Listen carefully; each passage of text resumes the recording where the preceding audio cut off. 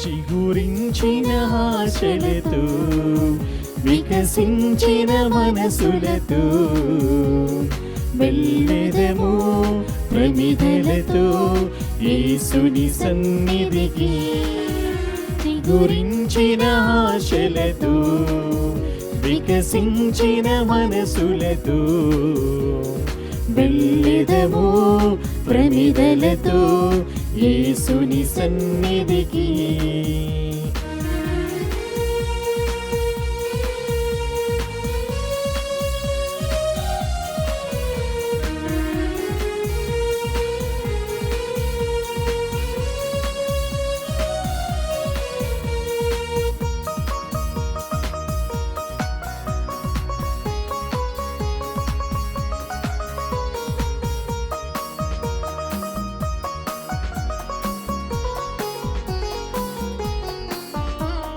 చీకటిలో చిరుదీపము, వేదనలు మన స్వాంతము.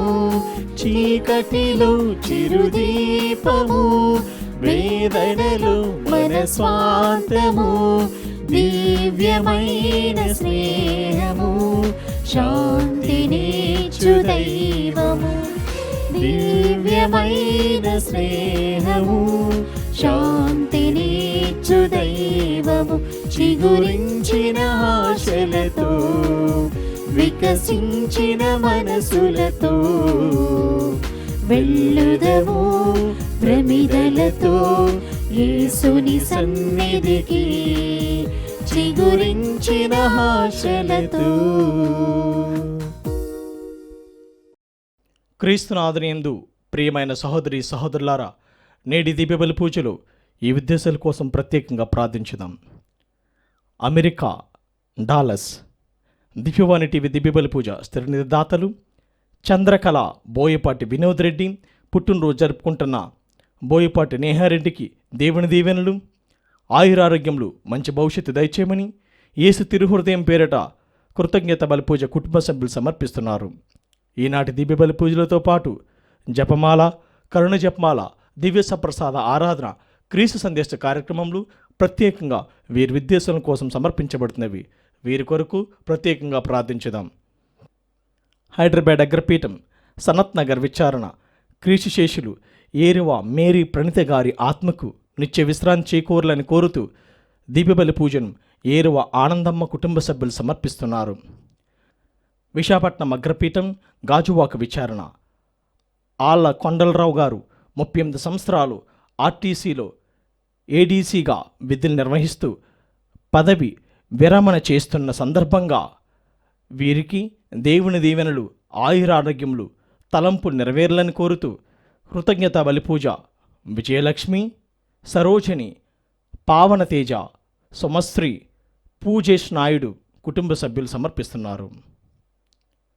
వరంగల్ మేత్రాసనం పెద్దపల్లి విచారణ కళింగపట్నం స్వామినాథ్ దాస్ భారతి కుటుంబంలో దేవుని దీవెనలు, ఆయురారోగ్యములు, తలంపు నెరవేర్లని, ప్రియతం ప్రియాలకు మంచి భవిష్యత్తు దయచేయమని, ప్రియా వివాహం ఆటంకాలు లేకుండా జరగాలని దేవుడు చేసిన మేళ్లకు కృతజ్ఞత బలిపూజ సమర్పిస్తున్నారు.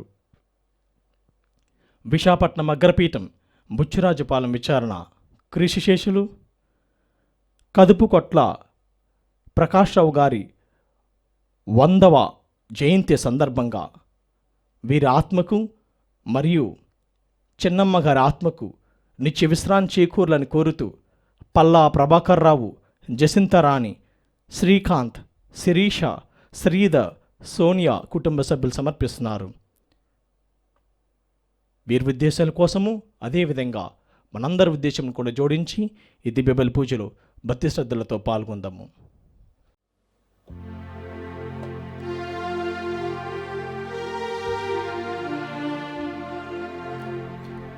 పితా పుత్ర పవిత్రాత్మా నామమునా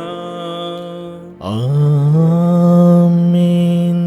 మన ప్రభు అయిన యేసుక్రీస్తు కృపా, సర్వేశ్వరుని ప్రేమ, పవిత్రాత్మ సహవాసము మీ అందరితో ఉండునుగాక.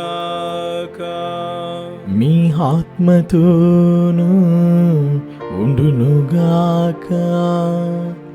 ప్రియ సహోదరులారా, నేటి పట్టణాలు మనకి దేవుడు మనకి ఒసగినటువంటి నైపుణ్యాలను, ఆస్తి ఐశ్వర్యాలను కూడా గొప్పగా అభివృద్ధిపరచి వాటిని నూరంతలుగా ఫలింపచేసి ఆ దేవాదేవుని స్తుతించమని దేవుడు మనకి పిలుపునిస్తున్నాడు.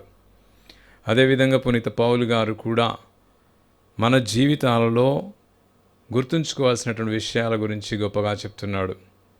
ఆయన దేవుడు నీ తెలివితేటలు, నీ జ్ఞానాన్ని, నీకు ఉన్నటువంటి పరాక్రమాన్ని బట్టి దేవుడు నిన్ను తన సేవకుడిగా ఎన్నుకోవడం లేదు, తన వారిగా ఎన్నుకోవడం లేదు. ఈ లోకం చూసే విధముగా దేవుడు చూడడు. తను అత్యల్పమైనటువంటి వాటిని ఎన్నుకొని జ్ఞానవంతులైనటువంటి వారికి ధీటుగా వారు సిగ్గుపడే విధముగా తాను ఎన్నుకున్న వారిని గొప్పగా తీర్చిదిద్దుతాడు అనే విషయాలని ఈరోజు పౌలు గారు మనకి తెలియజేస్తున్నాడు. కాబట్టి దేవుడు మనకి ఒసగినటువంటి ఆ పిలుపుని, ఏ రకమైన పిలుపైనా కానివ్వచ్చు, దాన్ని సంపూర్ణంగా జీవించమని పౌలు మనకి తెలియజేస్తున్నాడు. దేవుని శక్తితో నీవు ఎదిగితే దేవుని దీవెనలు నీపై ఎక్కువగా ఉంటాయి, నీవు దేవుని మహిమపరిచేటటువంటి వ్యక్తిగా తీర్చిదిద్దబడతావు అనే సందేశాన్ని పౌలు మనకి అందిస్తున్నాడు. అది ఈ రెండు సందేశాలని కూడా ఒకసారి మన హృదయంలో పరిశీలించుకొని, నేను నిజముగా ఈరోజు ఇంత గొప్పగా ఉన్నానంటే అది నా కృష, లేకపోతే దేవుడు నా యందు చేసినటువంటి గొప్ప మేలులా, నేను నా గొప్పతనాన్ని గూర్చి గర్విస్తున్నానా, లేక దేవుడు నా యందు చేసినటువంటి మేలులకి ఆయనకి కృతజ్ఞతగా ఆయనని మహిమపరిచే విధంగా నా జీవితం ఉన్నదా? రెండవది, దేవుడు నాకు ఒసగినటువంటి నైపుణ్యాలని నేను జాగ్రత్తగా అభివృద్ధిపరిచి ఉన్నానా, లేక అశ్రద్ధ చేసి వాటిని నాలోనే నాటిపెట్టి కనుమరుగయ్యే విధంగా చేశానా?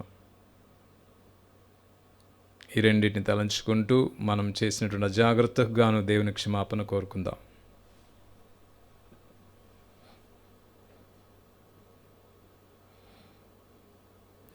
సర్వశక్తిగల సర్వేశ్వరుని చెంతను సహోదరి సహోదరులారా మీ చెంతను నా పాపములను ఒప్పుకొనుచున్నాను. ఏలైనా తలంపు చేతను, వాకు చేతను, క్రియల చేతను, అశ్రద్ధ చేతను బహు పాపములు చేసితిని.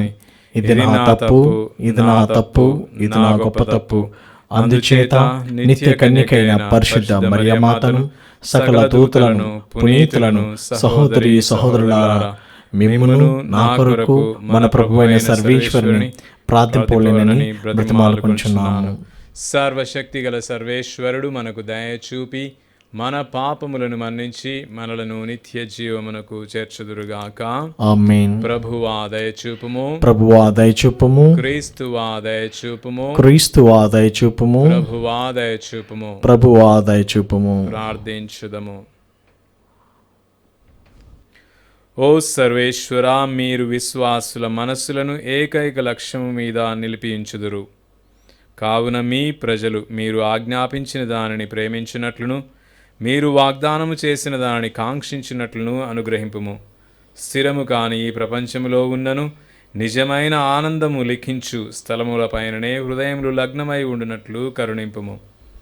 మీతోనూ పవిత్ర ఆత్మతోనూ కలిసి యుగయుగములు జీవించు పరిపాలించు మీ కుమారుడును మా నాథుడైన యేసుక్రీస్తు ద్వారా ఈ మనవి చేయుచున్నాము. ఆమేన్. లోకముచే అవివేకులుగా భావింపబడు వారిని దేవుడు ఎన్నుకొనెను. పునీత పౌలు కొరింథీయులకు రాసిన మొదటి లేఖ 1వ అధ్యాయము 26వ వచనం నుంచి 31వ వచనం వరకు. సహోదరులారా, దేవుడు మిమ్ము పిలిచిన నాడు మీరు ఎట్లుంటిరో జ్ఞాపకం చేసుకొనుడు. మానవ దృష్టితో చూచినచో మీలో వివేకవంతులు, శక్తిమంతులు, సంగీకముగా ఉన్న జీవము కలవారు కొలది మంది మాత్రమే. వివేకవంతులను సిగ్గుపడినట్లు చేయుటకు లోకముచే అవివేకులుగా భావింపబడు వారిని దేవుడు ఎన్నుకొనెను. శక్తిమంతులను సిగ్గుపడినట్లు చేయుటకు లోకముచే బలహీనులుగా భావింపబడు వారిని ఆయన ఎన్నిక చేసుకొనెను. లోకముచే ముఖ్యమైనదిగా భావింపబడు దానిని నాశనం చేయుటకు లోకము అల్పముగా నీచముగా విలువ లేనిదిగా ఎంచు దానిని ఆయన ఎన్నుకొనెను. దేవుని సన్నిధిలో ఏ వ్యక్తియు గొప్పలు చెప్పుకొనగొనున్నట్లు ఆయన ఇట్లు చేసెను. అయితే ఆయన జీవము మూలముగా మీరు క్రీస్తు యేసునందు ఉన్నారు. అంతేకాక ఆయన క్రీస్తును మన వివేకముగా చేసెను. క్రీస్తు ద్వారా మనము నీతిమంతులము, పరిశుద్ధులము, విముక్తులము అయితిమి. కనుక పరిశుద్ధ గ్రంథము చెప్పినట్లుగా గొప్పలు చెప్పదలిచిన వారు ప్రభువు చేసిన దానిని గూర్చి గొప్పలు చెప్పవలెను. ఇది ప్రభువు వాక్కు. సర్వేశ్వరునికి వందనములు. ప్రత్యుత్తర గీతము. అందరూ ప్రభువు తన వారినిగా ఎన్నుకొనిన ప్రజలు భాగ్యవంతులు. ప్రభువును దేవునిగా బడిసిన జాతి ధన్యమైనది. ఆయన తన వారినిగా ఎన్నుకొనిన ప్రజలు భాగ్యవంతులు. ప్రభువు ఆకాశము నుండి క్రిందికి పారచూసును, నరులందరినీ పరిశీలించి చూసును. అందరూ ప్రభువు తన వారినిగా ఎన్నుకొనిన ప్రజలు భాగ్యవంతులు.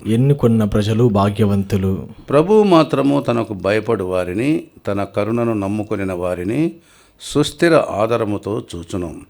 వారి ఆత్మలను మరణము నుండి రక్షించును. కరవు కాలమున వారి ప్రాణములను కాపాడును. అందరూ ప్రభువు తన వారినిగా ఎన్నుకొనిన ప్రజలు భాగ్యవంతులు. ప్రభువునందే మా నమ్మకము, ఆయనే మాకు సహాయము, డాలు. ఆయన యందు మా హృదయము సంతసించును. ఏలైనా ఆయన పవిత్ర నామమును విశ్వసించితిమి. అందరూ ప్రభువు తన వారినిగా ఎన్నుకొనిన ప్రజలు భాగ్యవంతులు.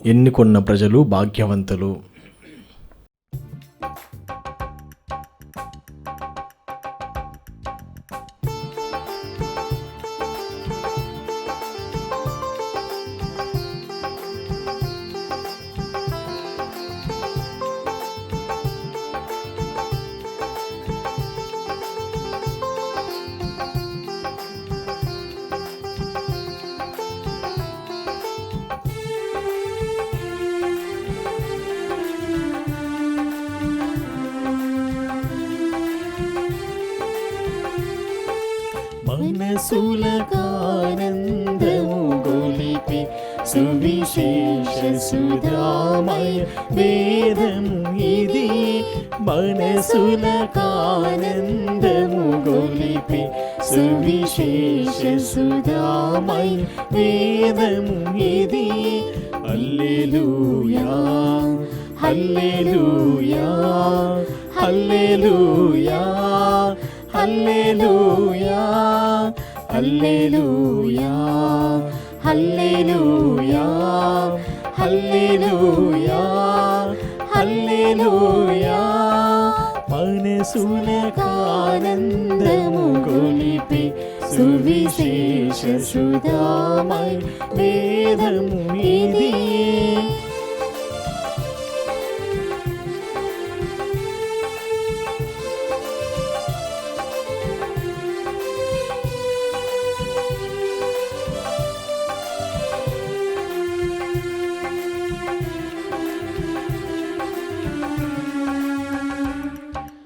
నేనే సత్యం, నేనే జీవం, నేనే మార్గం అని బోధించి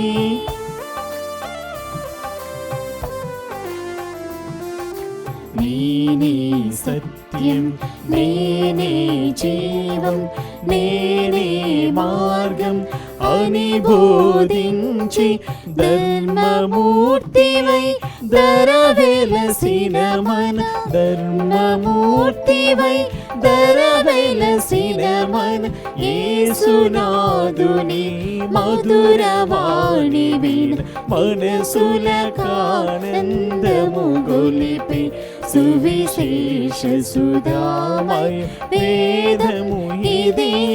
హల్లెలూయా హల్లెలూయా హల్లెలూయా హల్లెలూయా హల్లెలూయా హల్లెలూయా హల్లెలూయా హల్లెలూయా.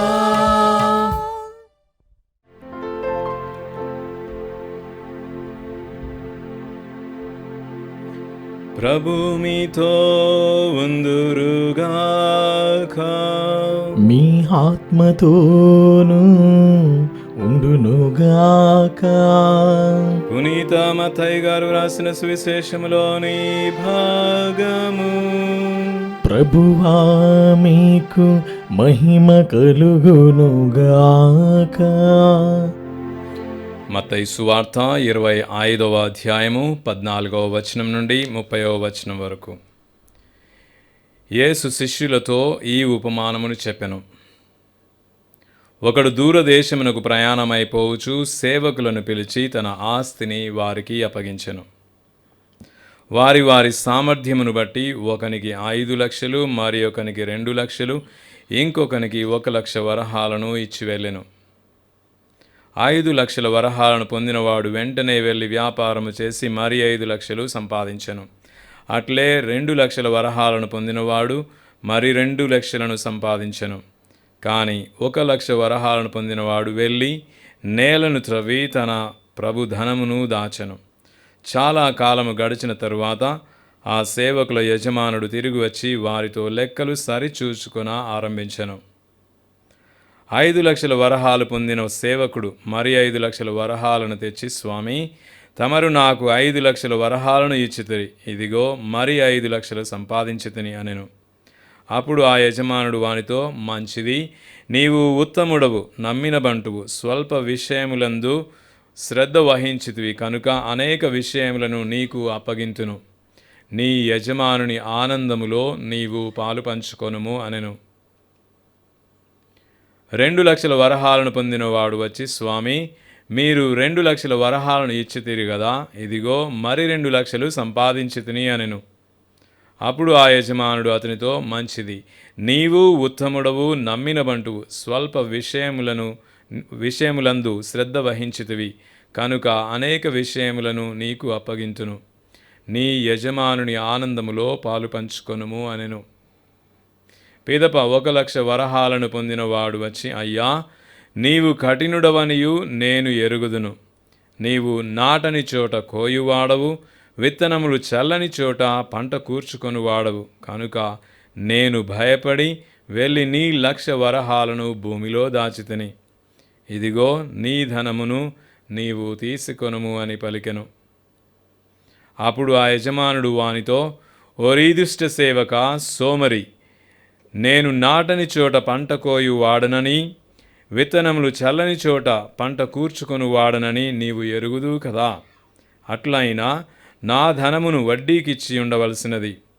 నేను తిరిగి వచ్చినప్పుడు వడ్డీతో సొమ్ము పుచ్చుకొని ఉందును కదా అని పలికి సేవకులతో ఆ 1 లక్ష వరహాలను వీని నుండి తీసివేసి 10 లక్షల వరహాలు కలవానికి ఇవ్వుడు.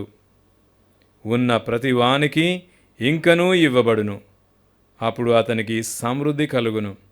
లేని వాని నుండి వానికి ఉన్నదియూ తీసివేయబడును. ఈ నిష్ప్రయోజకుడగు సేవకుని వెలుపల చీకటిలోనికి త్రోసివేయము. అచడ జనులు ఏడ్చుచు పండ్లు కొరుక్కొందురు అని పలికెను. క్రీస్తు సువిశేషము. క్రీస్తు మీకు స్తుతి కలుగునుగాక.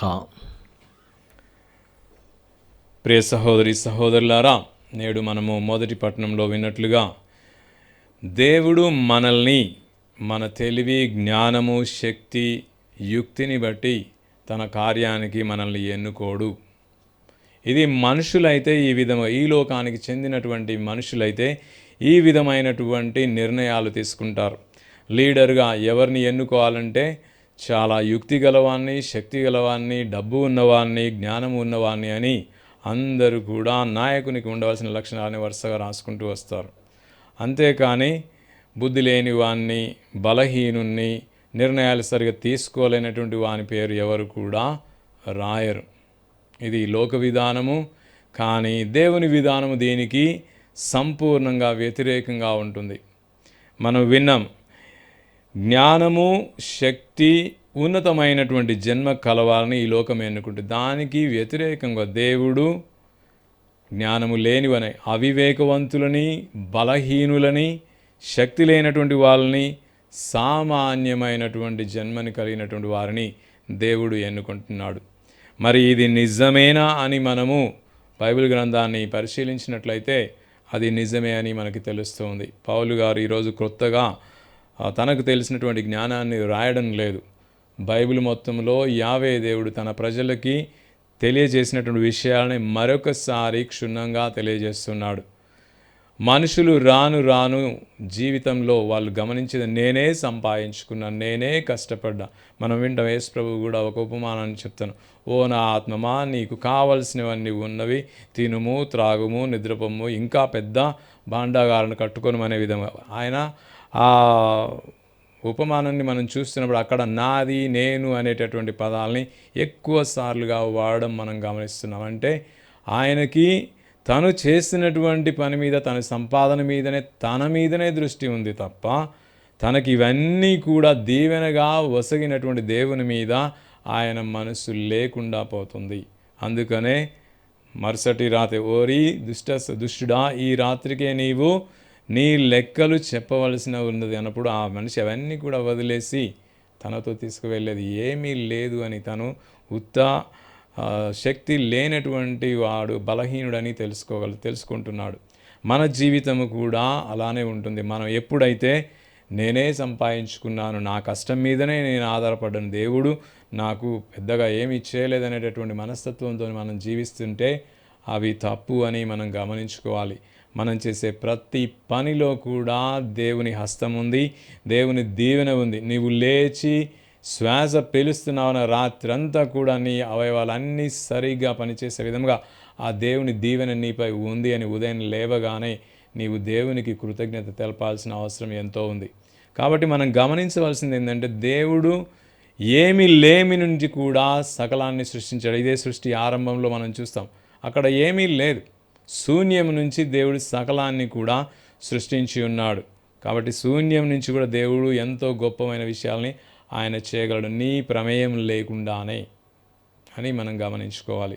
మనం తెలుసుకోవాల్సినంత కూడా దేవుని విధానాలు ఏ విధంగా ఉన్నాయి, అవి నా విధానాలుగా నేను మార్చుకోవాలి. అంటే నేను కూడా వారసత్వాన్ని, దేవుని నుంచి వారసత్వాన్ని పొందుకొని దేవుని వలె నేను కూడా జీవించడానికి మొదలుపెట్టాలి అనే విధముగా మన జీవితాలను మలుచుకోవాలి. అంతేకాని స్వార్థముతోని మనం జీవిస్తూ ఇదంతా నా కీర్తి, నా గొప్పతనము అనే విధంగా జీవిస్తే, నేనే ఈ గుడికి ఇన్ని వందల రూపాయలు లేదా వేల రూపాయలు దానం చేశానని ఇలా గొప్పలు చేస్తాడు, అవి నువ్వు కాదు చేసింది, అవన్నీ నీకు సమకూర్చింది దేవుడు అనే విషయాన్ని మనం మర్చిపోకూడదు.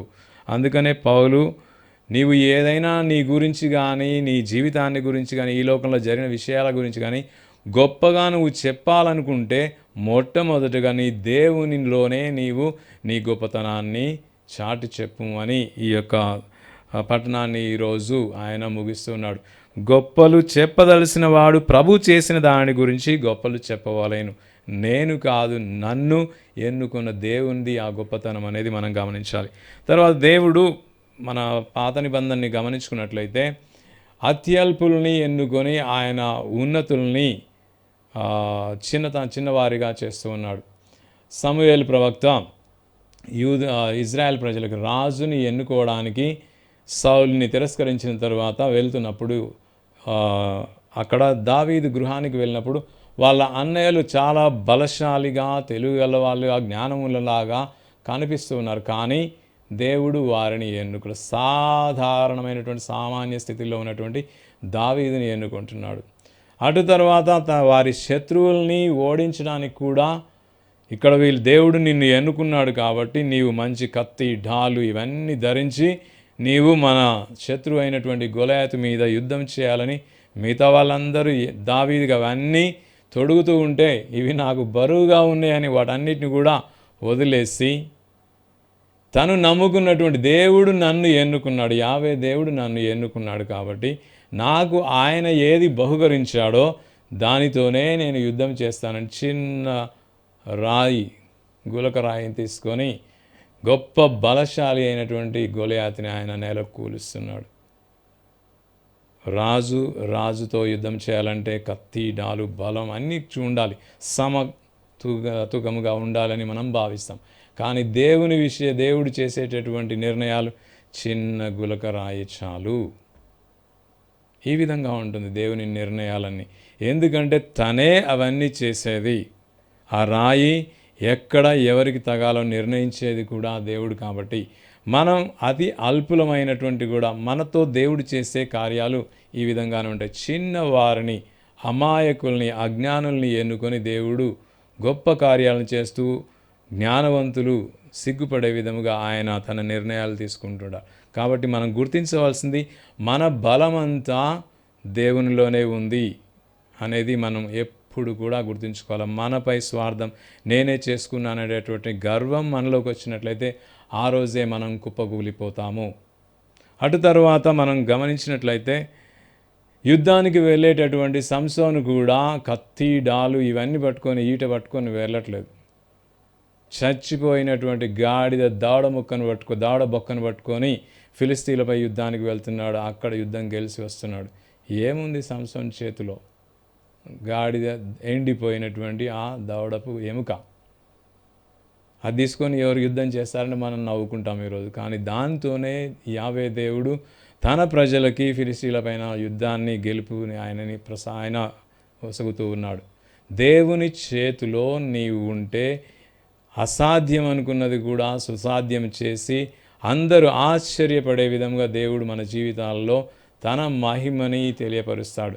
ఆ మహిమలో నీవు కూడా భాగస్థులు అవుతావు. ఎందుకంటే నీవు దేవుని చేతిలో ఉన్నావు కాబట్టి. మనం దేవుని చేతుల్లో ఉంటే ఎన్ని అయినా మనం సాధించగలం. అసాధ్యమన్న వాటిని కూడా మనం సాధ్యం చేయగలం. దేవుణ్ణి నిత్యం కీర్తించగలం. తర్వాత ఇజ్రాయెల్ సమాజంలో స్త్రీ అనేటువంటి వ్యక్తిని బలహీనురాలుగా చూస్తారు. అలాంటి బలహీనులను ఎన్నుకొని కూడా యావే దేవుడు తన ప్రజలకి విజయాలని చేకూర్చున్నాడు. యూదితుని తీసుకున్న, ఎస్తేర్ని తీసుకున్న, దెబోరాని తీసుకున్న, వీళ్ళ ముగ్గురు జీవితాల ద్వారా కూడా యావే దేవుడు ఆ సమయంలో యుద్ధవీరులు ఉన్నప్పుడు వాళ్ళని ఎన్నుకోకుండా ఈ బలహీనులైనటువంటి స్త్రీలను ఎన్నుకొని తన ప్రజలకి గొప్ప విజయాల్ని ఆయన సాధించిపెట్టి ఉన్నాడు. ఇవి అన్నీ కూడా మన రక్షణ చరిత్రలో మనం తిరిగి నెమరు వేసుకుంటే మనకు అర్థమయ్యేది, దేవుడు శూన్యము నుంచి సకలాన్ని సృష్టించినటువంటి దేవుడు. కాబట్టి నా గొప్పతనము, నా జ్ఞానం వీటితో పని లేకుండా, ఎందుకంటే వీటన్నిటికీ మూలం కూడా ఆయనే. నీవుగా దేవునికి అర్పించుకో. నీ యొక్క చిన్నతనాన్ని, అల్పతనాన్ని, బలహీనతని నీవు దేవునికి అర్పించినట్లయితే దేవుడు గొప్పగా తీర్చిదిద్దుతాడు.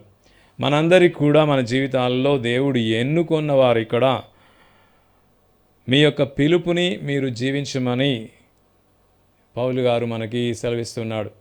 మన పిలుపు అంటే ఒక తల్లిదండ్రులుగా, ఒక టీచర్లుగా, ఒక వకీలుగా, ఒక ఇంజనీర్గా, ఒక డాక్టర్, ఇలా ప్రతి ఒక్కరికి కూడా దేవుడు తన పిలుపునిచ్చి, ఆ పిలుపు దేవుడు మీకు ఇచ్చాడు కాబట్టి సంపూర్ణముగా దాన్ని జీవించమని, దేవుడు ఎలా అయితే చేస్తాడో మీరు కూడా అలానే చేయమని దేవుడు మనకి సెలవిస్తున్నాడు. అంటే నీవు నీ దేవుని వలె మారాలి. ఆయన వలె నీవు సంపూర్ణతను పొంది సంపూర్ణంగా పనిచేయాలనే విషయాల్ని ఈరోజు మనకి పట్టణాలు తేటతెల్లం చేస్తున్నాయి. తర్వాత సువిశేష పట్టణంలోకి మనం వచ్చినప్పుడు ఇక్కడ 3 రకాల వ్యక్తులు మనకి పరిచయం అవుతున్నారు. ఒకరికి 5 లక్షల వరహాలు, ఇంకొకరికి 2 లక్షల వరహాలు, మరొకరికి 1 లక్ష వరహాలని అక్కడ యజమాని ఇవ్వడం జరుగుతుంది. తర్వాత తిరిగి వచ్చి వీరి వద్ద లెక్కలు చూసుకోవడం జరుగుతుంది. 5 లక్షలు ఇచ్చినటువంటి వాడు మరొక 5, 2 లక్షల వరహాలు పొందినటువంటి వాడు మరొకరు 2 లక్షలు, మూడవ వాడు 1 లక్షని తీసుకొని మంచిగా మట్టిలో దాచిపెడుతున్నాడు. ఇక్కడ మనం లక్షల వరహాలు, లక్షల గురించి మాట్లాడాలి. మన మైండ్ మొట్టమొదటిగా వెళ్ళేది ధనము, ఆస్తి, ఐశ్వర్యం మీదకి. దేవుడు ఇక్కడ నిజంగా ధనము, ఆస్తి, ఐశ్వర్యం గురించి మాట్లాడట్లేదు. దేవుడు ప్రతి ఒక్కరిని కూడా ఐశ్వర్యవంతుల్లానే సృష్టించి ఉన్నాడు. ఎవరిని కూడా పేదరికంలో ఆయన మగ్గే విధముగా సృష్టించలేదు. అలా చేసినట్లయితే దేవుడు నిజంగా దేవుడు కాదు. ఎందుకంటే దేవునిలో కూడా ఈ పార్షియాలిటీ, స్వార్థత్వం లేదా ఒకరికి ఎక్కువగా ఒకరికి తక్కువ చేసేటటువంటి తత్వం ఉంటుంది. కాబట్టి లోపము దేవునిలో ఉంటే దేవుడు కాదు అనేటటువంటి నింద ఆయన మీద పడుతుంది. దేవుడు ప్రతి ఒక్కరిని కూడా ఐశ్వర్యవంతులుగా సృష్టించున్నాడు. మరి నీ ఐశ్వర్యం ఏమిటో గుర్తుంచుకోవాల్సిన బాధ్యత నీది. అది వెలికి తీసేయవలసినటువంటి బాధ్యత నీది. కొంతమందికి తెలివినిస్తాడు. ఆ తెలివితోనూ వాళ్ళు రకరకాల విద్యలను అభ్యసించి డబ్బులు సంపాదించడమో, మనుషుల్ని సంపాదించడం, పేరు ప్రఖ్యాతులు సంపాదించడం జరుగుతుంది. అదేవిధంగా ఇంకొంతమంది పేదరికం, ఇలాంటి డబ్బులు లేకుండా పేదరికములో కొంతమంది జన్మించడం జరుగుతుంది. మరి వీళ్ళని దేవుడు ఎలా దీవించున్నాడు అంటే, వాళ్ళని కూడా దేవుడు గొప్పగానే దీవించాడు. వాళ్ళల్లో ఒక చిన్న టాలెంట్ పెట్టించి ఒక పాట పాడేటటువంటి ఒక నైపుణ్యాన్ని ఆ దేవుడు ఇవ్వచ్చు. ఒక మ్యూజిక్ కొట్టేటటువంటి నైపుణ్యాన్ని ఇవ్వచ్చు. ఒక మంచిగా మాట్లాడేటటువంటి నైపుణ్యాన్ని ఇవ్వచ్చు. ఇలా రకరకాల నైపుణ్యాలని ప్రతి ఒక్కరికి ఇస్తారు. ఎవరు కూడా నైపుణ్యాలలో పేదవాళ్ళు కాదు. అందరికి కూడా నైపుణ్యాలు ఉన్నాయనేటటువంటి నిజాన్ని మనం తెలుసుకోవాలి. అయితే ఈ సేవకులు ఏ విధంగా అనేటి వీటిని అభివృద్ధి చెందింపచేశారో మనము కూడా దేవుడు నీకు ఇచ్చింది ఒకే ఒక టాలెంట్ కావచ్చు, ఒకే 1,00,000 వరహాలు కావచ్చు, అంటే జస్ట్ సింగింగే కావచ్చు. నీవు మంచిగా పాటలు పాడుతూ ప్రతిరోజు అభ్యసిస్తూ ఉంటే నీవు ఒక గొప్ప పాటలు పాడేటటువంటి వ్యక్తిగా మారుతావు. అక్కడితోని ఆగిపోతే నీవు ఇంకా దేవుడు నీకు ఇచ్చినటువంటి ఆ పాటలు పాడేటటువంటి నైపుణ్యాన్ని నీలోనే ఉంచినట్టు వానివాడుతావు. నీవు ఎప్పుడు అయితే దేవుడు నిన్ను ఒక సింగర్గా మార్చినప్పుడు నీవు ఇంకా 10 మందిని, 100 మందిని, 1000 మంది సింగర్లని నీవు తయారు చేసినప్పుడు నిజముగా ఈ యొక్క 5 లక్షల వరహాలు పొందినవాడు 5 లక్షలు తయారు చేసినట్లు, 2 లక్షల వరహాలు పొందిన 2 లక్షలు తయారు చేసిన నీవు కూడా 1 లక్ష వరహాలని తయారు చేసిన 1 లక్ష మంది సింగర్లని తయారు చేసి దేవునికి నీవు లెక్క చెప్పినట్లయితే నీవు కూడా దీవించబడతావు. ఇలా మన జీవితాలని పరిశీలించుకుంటే మనలో నైపుణ్యాలు, ఎలాంటి నైపుణ్యాలు లేని వాళ్ళు ఎవ్వరూ ఉండరు. అంటే దేవుడు మనలందరినీ కూడా ఐశ్వర్యవంతుల్లానే సృష్టించి ఉన్నాడు. అందరిలో నైపుణ్యాలను పెట్టి ఉన్నాడు. వాటిని అభివృద్ధి పరచి వాటికి బదులుగా ఎందరో మందిని మనము తయారు చేసి దేవునికి సమర్పించడమే నీవు దేవునికి ఒసగేటటువంటి లెక్క లేదా బహుమానం, లేదా నీ జీవితం ద్వారా ఆయనని మహిమపరిచేటటువంటి శ్రమ అనేది మనం గమనించాలి. నీవు టీచర్ అయితే మంచిగా టీచింగ్ చేస్తూ ఇంకొక 10 మందిని, 100 మందిని, 1000 మందిని నీవు తయారు చేసి ఈ లోకంలో చదువురాని వాళ్ళందరికీ కూడా చదువు చెప్పించగలిగే వ్యక్తిగా నువ్వు మారితే నీవు ఆ దేవునికి వసగేటాడు ఆ 1000 మంది టీచర్లు కూడా దేవునికి కానుకే.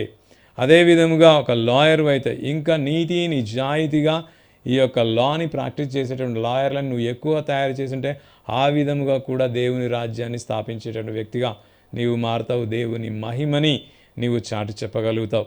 ఒక తల్లిదండ్రులు, మంచి తల్లిదండ్రులుగా, పిల్లల్ని గొప్పగా చూసుకునేటటువంటి తల్లిదండ్రులుగా మీరు వరాన్ని పొందినట్లయితే ఇదే జీవిత విధానంలో బాధపడుతూ కష్టపడుతుండేటటువంటి తల్లిదండ్రులు చాలామంది ఉన్నారు. వాళ్ళందరినీ కూడా నీవు నీ యొక్క బహుమానం ద్వారా వారిని కూడా గొప్ప తల్లిదండ్రులుగా మార్చగలిగితే నీవు ఒసగేటటువంటి ఆ 100, 1000, 2000 మంది తల్లిదండ్రుల్ని గొప్పగా పిల్లల్ని చూసుకునేటువంటి తల్లిదండ్రులుగా మార్చి వారిని దేవునికి సమర్పించే విధంగా నీవు నీ బహుమానాన్ని అభివృద్ధి పంచిన వాడవుతావు. ఈ విధంగా దేవుడు మనకి ఒసగినడు ఏ ఒక్క నైపుణ్యాన్నైనా కూడా 100 1000 ఫలింప చేసినట్లయితే నీవు నీ జీవితంతో దేవుని మహిమని చాటి చెప్పినటువంటి వ్యక్తిగా మారుతావు.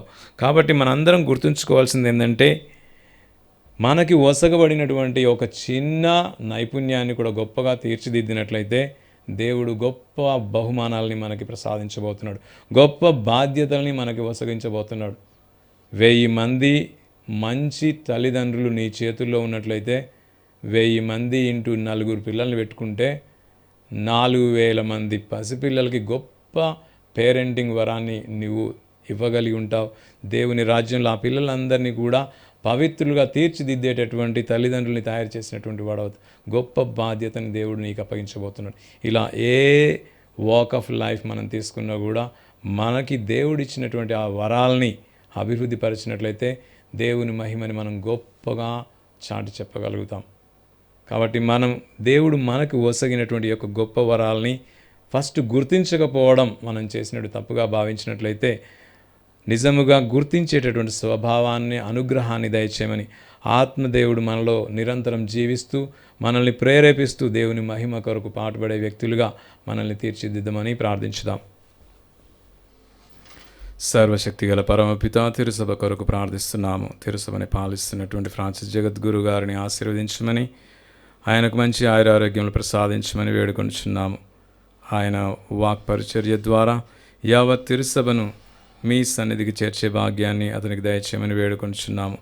తన వాక్ పరిచర్య ద్వారా తిరుసభలో ఉన్న విశ్వాసులందరూ కూడా మీరు వారికి ఒసగినటువంటి నైపుణ్యాలను గుర్తించి మీ రాజ్యము కొరకు వారు పాటుపడుతూ మీరు వారికి ఒసగిన నైపుణ్యాలను అభివృద్ధి చేస్తూ మేము గొప్పగా మహిమపరిచే భాగ్యాన్ని వారందరికీ దయచేయమని వేడుకొంచున్నాము. ఓ ప్రభువా మా ప్రార్థన ఆలకించండి. ఓ ప్రభువా మా ప్రార్థన ఆలకించండి. ఓ ప్రభువా మా ప్రాంతీయ పీఠాధిపతుల కొరకు ప్రార్థిస్తున్నాము. వీరందరినీ కూడా మంచి ఆయురారోగ్యములతోని ఆత్మీయ శక్తితోని దీవించమని వేడుకొంచున్నాము.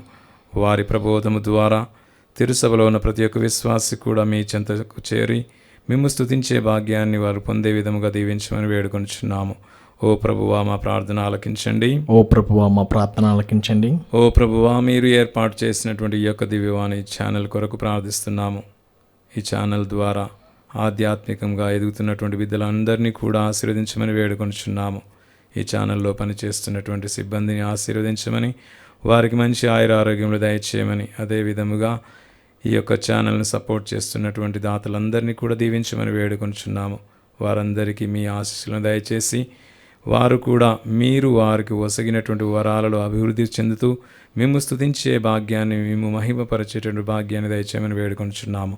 ఓ ప్రభువా మా ప్రార్థన ఆలకించండి. ఓ ప్రభువా మా ప్రార్థన ఆలకించండి. ఓ ప్రభువా యావత్ ప్రపంచమును మీకు సమర్పిస్తున్నాము.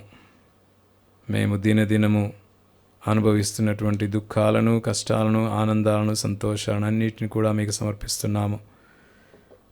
ఈ ప్రపంచంలో ఉన్నటువంటి దేశ నాయకులందరినీ కూడా దీవించమని వేడుకొంచున్నాము. వారికి మీ దివ్య జ్ఞానాన్ని ప్రసాదించమని, వారు చేయు ప్రతి నిర్ణయాల్లో కూడా మనుషుల జీవితం గౌరవించబడాలని, జీవితము సంపూర్ణతని పొందే విధముగా వారి నిర్ణయాలను తీర్చిదిద్దమని వేడుకొంచున్నాము.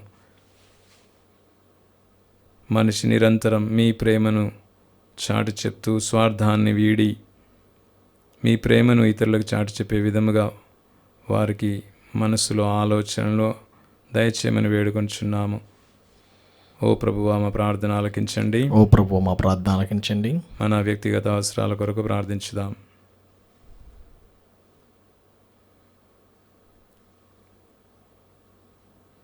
మా హృదయాంతరంగ కోరికలను తెలిసినటువంటి పరమపిత, అవన్నీ మీ చిత్తమైనచో మీ కుమారుడును మన నాథుడైన యేసుక్రీస్తు ద్వారా దయచేయమని వేడుకొంచున్నాము. ఆమేన్.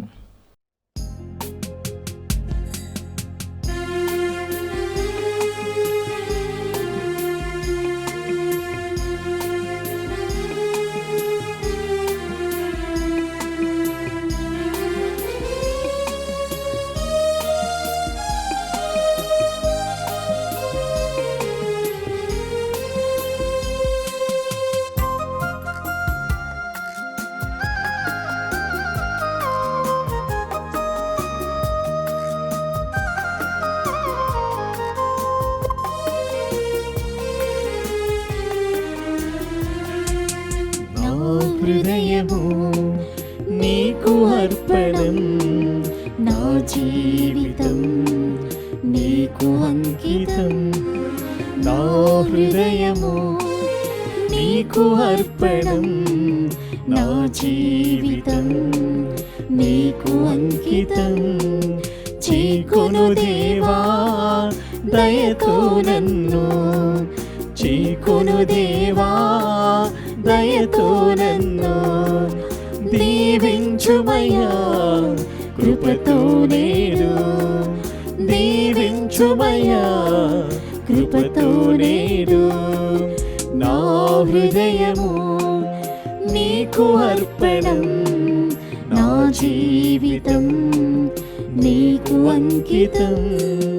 కలిమి నేను పొందిన కొన్నాళ్ళేగా, చెలిమి నేను చేసిన కొన్నేలేగా. కలిమి నేను పొందిన కొన్నాళ్ళేగా, చెలిమి నేను చేసిన కొన్నేలేగా. కలిమి చెలిమి నీవై నన్ను నిండిపోని, కలిమి చెలిమి నీవై నన్ను నిండిపోని, నన్ను నీదు అర్పణగా కరిగిపోని, నన్ను నీదు అర్పణగా కరిగిపోని. సహోదరి సహోదరులారా, నేనును మీరును అర్పించున్న ఈ బలి సర్వశక్తి గల పిత అయిన సర్వేశ్వరునికి ప్రీతికరమనట్లా ప్రార్థింపుము. ప్రభు తన నామస్తుతి మహిమల కొరకును మన ప్రయోజనం కొరకును తన పవిత్ర శ్రీ సభ ప్రయోజనం కొరకును నీ కర్మల ద్వారా ఈ బలిని స్వీకరించును గాక. ఓ ప్రభువా, ఒకే ఒక పర్యాయము అందరి రక్షణము కొరకు క్రీస్తు అర్పించిన ఏకైక బలి ద్వారా లభించిన రక్షణముతో దత్తత చేసుకొని మీకొక ప్రజలను సంపాదించుకుంటరి. కావున మా మీద కనికరించి మీ శ్రీ సభకు ఐక్యమును శాంతిని మీ వరములుగా దయచేయము. మా ప్రభు అయిన క్రీస్తు ద్వారా ఈ మనవి చేయుచున్నాము. ఆమేన్.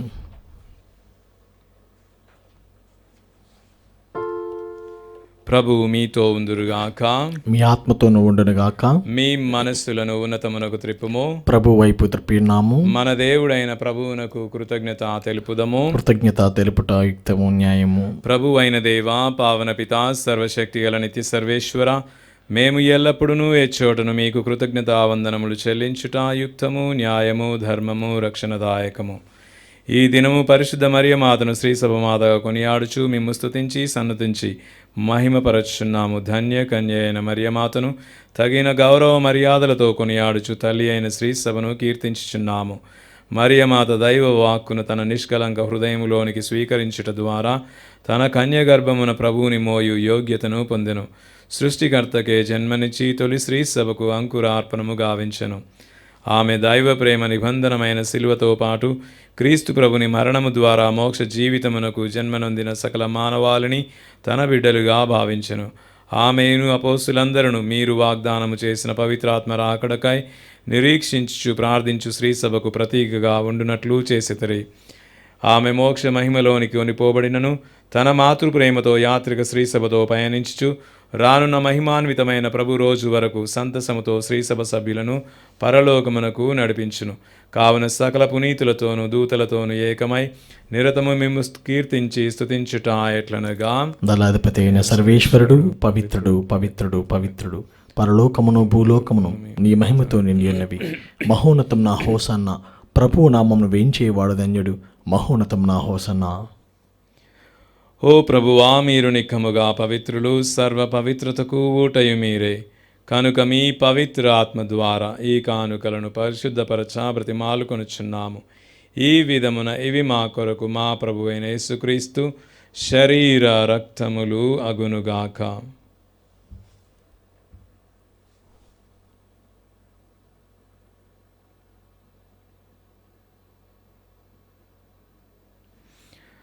అతడు శిలువ శ్రమలకు తనను తాను ఇష్టపూర్తిగా అప్పగించుకొనినప్పుడు అప్పమును అందుకొని మీకు కృతజ్ఞతావందనములు చెప్పి త్రుంచి శిష్యులకిచ్చు ఇట్లనిరి, మీరందరూ దీనిని తీసుకొని భుజింపుడు. ఎలైనా ఇది మీ కొరకు శిలువలో అప్పగింపబడనున్న నా శరీరము.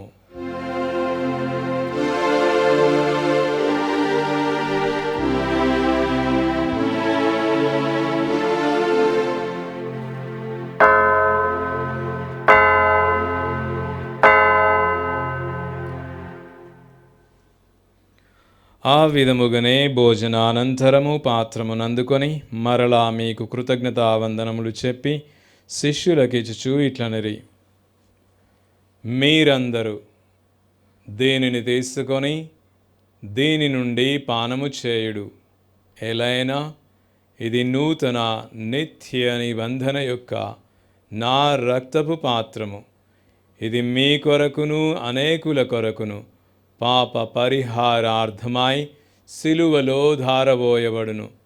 దీనిని నా జ్ఞాపకార్థము చేయుడు.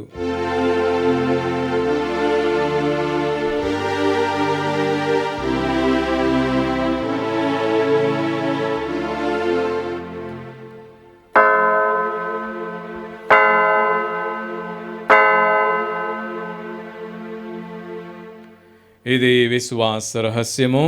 ప్రభువా, మేము నీ మరణమును ప్రకటించదము, మీ ఉత్థానమును చాటెదము. మీరు మరలా వచ్చే వరకు వేచియుందుము.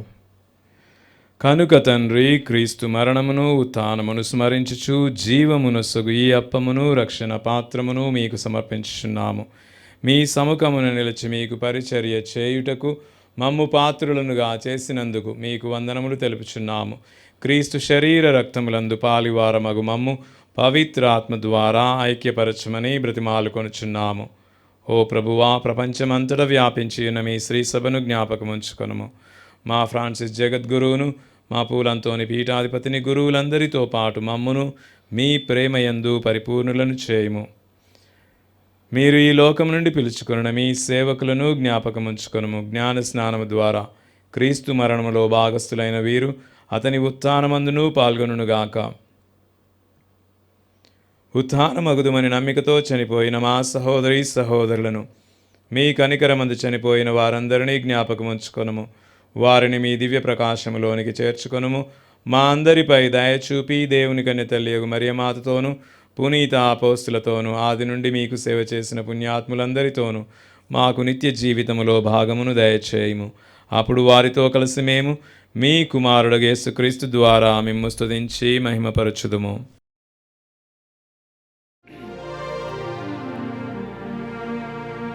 క్రీస్తు ద్వారా, క్రీస్తుతో, క్రీస్తు యందు సర్వశక్తిగల పితయైన సర్వేశ్వరా, పవిత్రాత్మతో నేకమయుండు మీకు యుగ యుగములు గౌరవ మహిమలు కలుగునుగాక. గౌరవ మహిమలు కలుగునుగాక.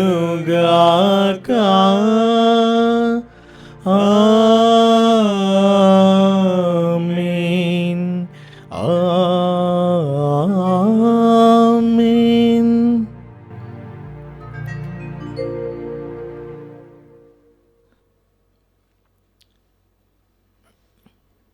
మన రక్షకుడు ఇచ్చిన పరమోపదేశమును అనుసరించి ప్రార్థింప సాహసింతము. పరలోకమందున్న మా తండ్రి, మీ నామం పూజింపబడునుగాక, మీ రాజ్యము వచ్చునుగాక, నీ చిత్తము పరలోకమందు నెరవేరినట్లు భూలోకమందు నెరవేరునుగాక. నానాటికి నీ కావలసిన మా అన్నము మాకు నేటికి అనుగ్రహింపుము.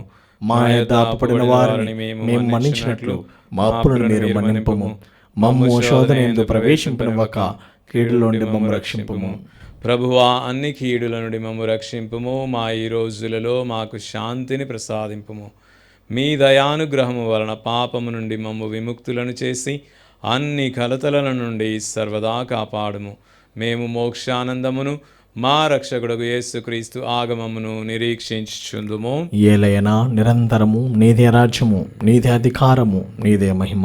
శాంతిని మీకు అనుగ్రహించుచున్నాను, నా శాంతిని మీకు ఒసగుచున్నాను అని మీ అపోస్తులతో వచించిన ప్రభువైన యేసువా, మా పాపములను లెక్కింపక మీ శ్రీ సభ విశ్వాసమును వీక్షింపుము.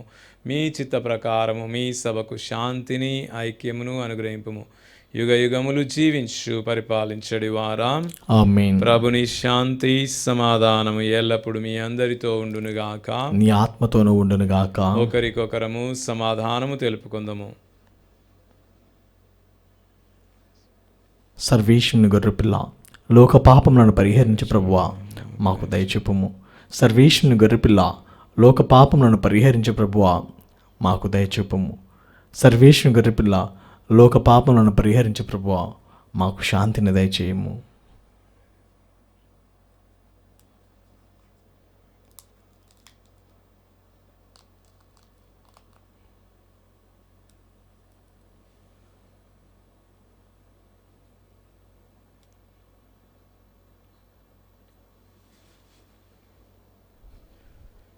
ఇదిగో సర్వేశ్వరుని గొర్రెపిల్ల, ఇదిగో లోకము యొక్క పాపములను పరిహరించడివారు. గొర్రెపిల్ల విందుకు పిలువబడిన మీరు ధన్యులు. ప్రభువా, మీరు నా ఇంట ప్రవేశించుటకు నేను పాత్రుని కాను, కానీ మీరు ఒక్క మాట పలికిన నా ఆత్మ స్వస్థత పొందును. దివ్య ప్రసాదము ఆత్మీయముగా స్వీకరించుటకు ముందు ప్రార్థన. ఓ నా జేసువా, ఈ పరమ పవిత్ర దివ్య సంస్కారమందు మీరు వాసము చేయుచున్నారని విశ్వసించుచున్నాను. అన్నిటికన్నా మిన్నగా మేము ప్రేమించుచున్నాను. నా ఆత్మలో మేము స్వీకరింప ఆశపడుచున్నాను. దివ్య ప్రసాద రూపమున ఈ సమయంలో మేము స్వీకరింప సాధ్యము కాదు కనుక ఆత్మీయముగా నా హృదయంలోనికి వేయించేయము. ఈ క్షణం మీరు నా యందు ఉన్నట్లుగా మేము కౌగిలించుకొనుచున్నాను. నన్ను మీలో ఐక్యపరచుము. మీ నుండి నన్ను ఎన్నటికి ఎడబాయకుండానట్లు చేయమని వేడుకొనుచున్నాను. ఆమేన్.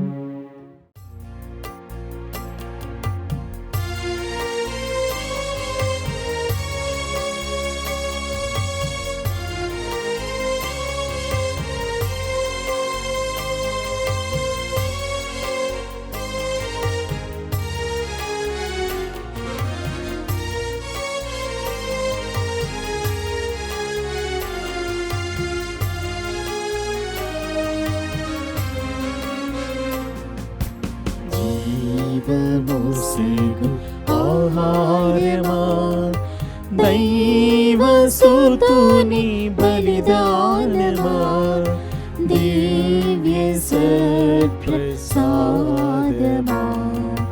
జీవమోసేగు ఆహారమా.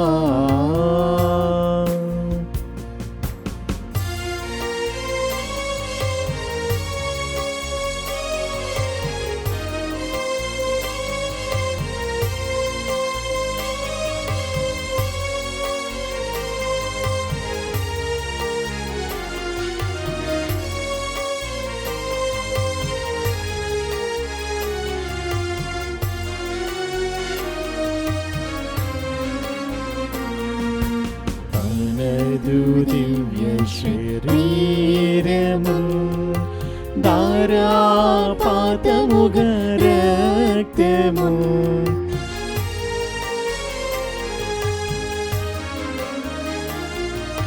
తనదు దివ్య శరీరము ధారాపాతముగా రక్తము, కఠిన శిలువ మ్రానిపై మనకై ప్రేమ ప్రబుంధు, కఠిన శిలువ మ్రానిపై మనకై ప్రేమ ప్రబుంధు, వసగేను అత్యంత కరుణతో జీవమోసగు ఆహారమా, దైవసుతుని బలిదానమా, దివ్య సత్ప్రసాదమా.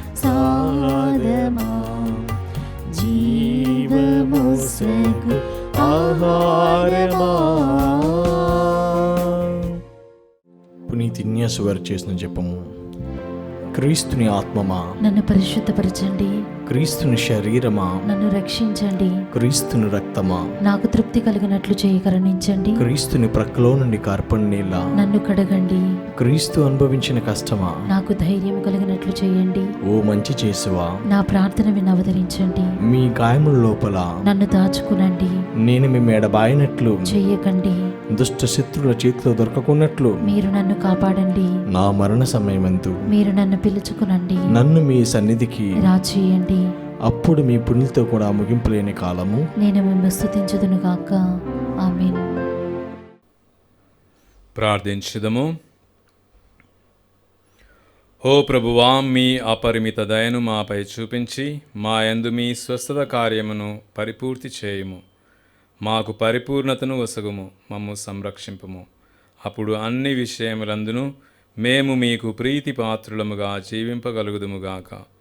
మా ప్రభు అయిన క్రీస్తు ద్వారా ఈ మనవి చేయుచున్నాము. ఆమేన్. ప్రభు మీతో ఉందురుగాక. మీ ఆత్మతోనూ ఉండనుగాక. సర్వశక్తిగల సర్వేశ్వరుడు, పితా, పుత్ర పవిత్ర ఆత్మ మిమ్మందరిని ఆశీర్వదించి కాచి కాపాడుదురుగాక. ఆమేన్. పూజ సమాప్తమైనది. వెళ్ళి ప్రభు ప్రేమలో జీవించండి. సర్వేశ్వరునికి వందనములు.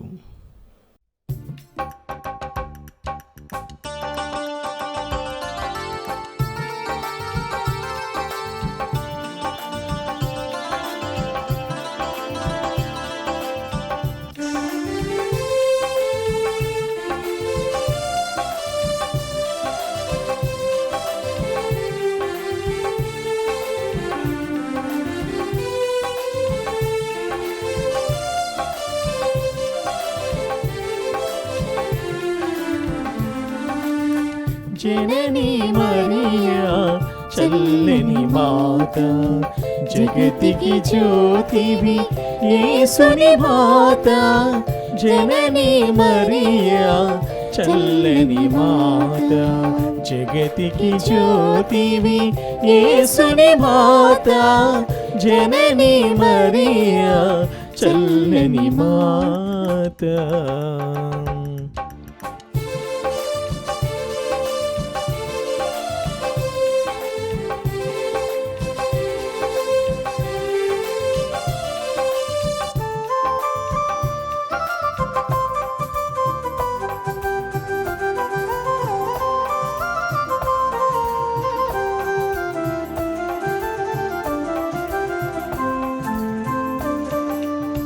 కానా పెండ్లిలో భక్తుని బ్రోచి కరుణామూర్తిగా వెలసిన మాత.